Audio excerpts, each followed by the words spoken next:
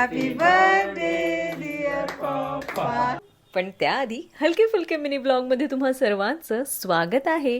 सकाळी कॉलवर विश केलं आणि ठरलं घरी जाऊ. मस्त बर्थडे आहे, मग गिफ्ट काय द्यायचं. त्यात हितूने भाजीच मारली. एक नाही तर चक्क 2 गिफ्ट पाठवले पप्पांसाठी. तिने दिलं म्हणजे आता मला देणं भागच आहे. विचार केला ह्यावेळेस काही वेगळं गिफ्ट देऊया आणि ॲमेझॉनवर हे दिसलं, फोटो फ्रेम्स. केलं ऑर्डर. मग त्यामध्ये कोणते फोटो लावायचे ह्यात माझे 2 दिवस असेच निघून गेले.